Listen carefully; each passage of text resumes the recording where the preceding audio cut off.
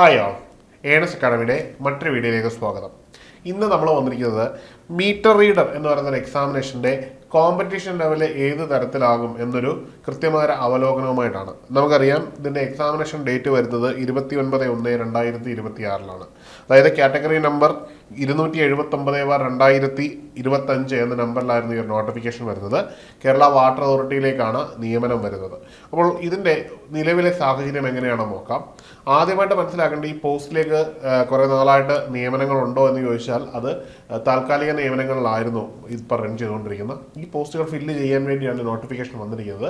Notification anticipatory vacancy ആണ് എന്ന് പറയുമ്പോഴും റാങ്ക് ലിസ്റ്റ് വന്നാൽ ഇതിൽ നിന്ന് അത്യാവശ്യം നിയമനങ്ങൾ നടക്കാനുള്ള സാധ്യതയുണ്ട് എന്നുള്ളതാണ് പരമാർത്ഥം.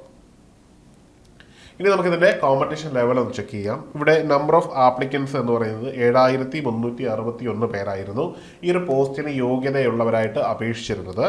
ഇതിൽ നിന്ന് ആപ്ലിക്കൻസ് കൺഫർമേഷൻ കൊടുക്കാതെ, അതായത് കൺഫർമേഷൻ കൊടുത്ത ശേഷം അവശേഷിക്കുന്നത് 6145 പേരാണ്. ഇതിൽ നിന്ന് ഏതാണ്ട് 1216 പേരോളം കൺഫർമേഷൻ കൊടുക്കാതെ ഒഴിവായിപ്പോയിട്ടുണ്ട്. ഒന്നുകിൽ പ്രിപ്പറേഷൻ ഇല്ലാത്തതുകൊണ്ടോ അല്ലെങ്കിൽ അവർ അറിയാതെ വിട്ടുപോയതോ ആവാം. അതായത് ഈ ഒരു മത്സരത്തിൽ നിന്റെ ഒരു ഡിഫിക്കൽട്ടി ലെവൽ ഏതാണ്ട് 1000 പേരുമായിട്ട് നിങ്ങളുടെ, അതായത് കൺഫർമേഷൻ കൊടുത്ത ഒരു ഉദ്യോഗാർത്ഥികളുടെ ഇത് കുറഞ്ഞിരിക്കുന്നു എന്നുള്ളതാണ്. ഇനി നിങ്ങൾ കേവലം കോമ്പീറ്റ് ചെയ്യേണ്ടത് 6144 പേരോട് മാത്രമാണ്. അതായത് ഒരു വലിയ നമ്പർ ഓഫ് കാൻഡിഡേറ്റ്സ് എന്ത് ചെയ്തു, എലിമിനേറ്റ് ചെയ്യപ്പെട്ടു പോയി എന്ന് പറയുന്നത് ഒരു അഡ്വാൻറ്റേജായി തന്നെ നമ്മളിവിടെ കാണേണ്ട ഒരു ഘടകമാണ്. ഇനിയും ഇവിടെ നമ്മൾ ശ്രദ്ധിക്കേണ്ട ഒരു കാര്യമുണ്ട്.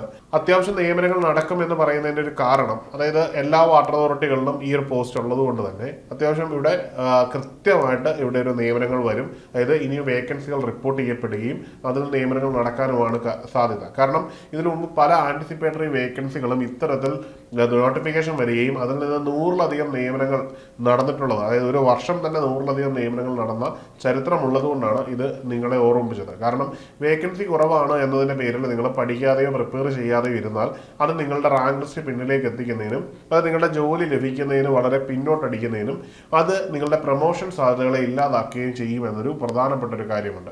അപ്പോൾ നമുക്ക് ഒരു ജോലി വേണം, അതും അത്യാവശ്യം നല്ല റാങ്കിൽ തന്നെ കയറിയാൽ ആദ്യം തന്നെ പ്രൊമോഷൻ കിട്ടി അത്യാവശ്യം ഉയർന്ന പദവികളിൽ എത്താൻ പറ്റും. ആദ്യം ജോലി കിട്ടിയാൽ ആദ്യം പ്രൊബേഷൻ ഡിക്ലെയർ ചെയ്യും. പ്രൊബേഷൻ ഡിക്ലെയർ ചെയ്താൽ ഡിപ്പാർട്ട്മെന്റ് ചാൻസലറുള്ള എക്സാമുകളൊക്കെ വന്നാൽ അത് നിങ്ങൾക്ക് എഴുതാനുള്ള അവസരം ലഭിക്കും. അപ്പോൾ ഈ ഒരു മാനദണ്ഡം മനസ്സിൽ സെറ്റ് ചെയ്ത് വേണം നമ്മൾ ഈ ഒരു പരീക്ഷയെ അപ്രോച്ച് ചെയ്യാൻ. എല്ലാ പരീക്ഷയ്ക്കും ഈ ഒരു ഫോക്കസ് കൊടുക്കണം. നമുക്ക് വേണ്ടത് ഒരു പോസ്റ്റ് മാത്രമാണ്. ആ ഒരു പോസ്റ്റ് അവിടെ ഉണ്ട് എന്ന ഒരു ഉറച്ച വിശ്വാസത്തിൽ വേണം നമ്മൾ ഈ ഒരു എക്സാമിനേഷൻ അപ്രോച്ച് ചെയ്യാൻ. ഇങ്ങനെ ഒരു അപ്രോച്ചുമായി നിങ്ങൾ മുമ്പോട്ട് പോയാൽ നിങ്ങൾക്ക് തീർച്ചയായിട്ടും ഈ ഒരു പഠനം പ്രയോജനപ്പെടും. മാത്രമല്ല ഇവിടെ കൊണ്ട് തീരുന്നതല്ല നമ്മുടെ പ്രിപ്പറേഷൻ. ഇതിന് പിന്നാലെ ഇനിയും PSCയുടെയും സെൻട്രൽ ഗവൺമെൻറ് പോസ്റ്റുകളിലേക്കും ഒക്കെ നോട്ടിഫിക്കേഷൻ വരികയും അതിന് ഈ ഒരു പ്രിപ്പറേഷൻ്റെ ബെനിഫിറ്റ് കിട്ടുകയും ചെയ്യും എന്നുള്ളത് ഒരു ചരിത്രപരമായ ഒരു സത്യമാണ്. നമ്മുടെ ഉദ്യോഗാർത്ഥികളെല്ലാം തന്നെ ഇത്തരത്തിൽ തന്നെയാണ് അവരുടെ കരിയർ ബിൽഡ് ചെയ്യുന്നത്. അതുകൊണ്ട് നിങ്ങൾ പഠനത്തിന് കൃത്യമായ ഫോക്കസ് നൽകുക. ജോലി കിട്ടും എന്ന് ഉറപ്പിക്കുക.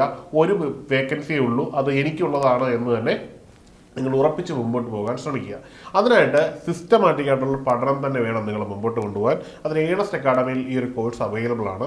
ഇനിയുള്ള സമയം എന്ന് പറഞ്ഞാൽ വളരെ ക്രൂഷ്യലാണ്. ഇനിയുള്ള ഏതാണ്ട് 3 മാസത്തിനടുത്ത് വരുന്ന സമയത്ത് കൃത്യമായി തയ്യാറെടുത്തു കഴിഞ്ഞാൽ നമുക്ക് എന്ത് ചെയ്യാം, നമ്മുടെ പഠനത്തെ കൃത്യമായിട്ട് പഠിച്ച വന്ന പഠനങ്ങളെ കൃത്യമായിട്ട് സിലബസ് ഓറിയൻറ്റഡ് ആയിട്ട് ക്വസ്റ്റ്യൻ പേപ്പറുകൾ വർക്കൗട്ട് ചെയ്ത് അതുപോലെ തന്നെ മോഡൽ വൈസ് ക്വസ്റ്റ്യൻസും ഇപ്പോൾ മൊഡ്യൂളുകളും ഒക്കെ തീർത്ത് റിവൈസ് ചെയ്ത് പോകാനുള്ള കൃത്യമായിട്ടുള്ളൊരു സമയം കിട്ടും.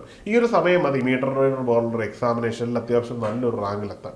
പക്ഷേ നിങ്ങൾ ഇൻറ്റൻസീവായിട്ട് വർക്ക് ചെയ്യണം. അതായത് നോട്ടിഫിക്കേഷനൊക്കെ വന്ന സമയം മുതൽ നിങ്ങൾ 2-3 മണിക്കൂറൊക്കെയാണ് നിങ്ങൾ ഫോക്കസ് കൊടുക്കുന്നതെങ്കിൽ ഇനിയുള്ള സമയം അതിൻ്റെ ഇരട്ടിയിൽ കൂടുതൽ സമയം കൊടുത്ത് ഇൻറ്റൻസീവായിട്ട് എഫേർട്ട് ഇട്ട് പോയാൽ ഡെഫിനറ്റ്ലി നിങ്ങൾക്കിതിൽ നല്ലൊരു റാങ്കിലെത്താൻ പറ്റും എന്നുള്ളതാണ്.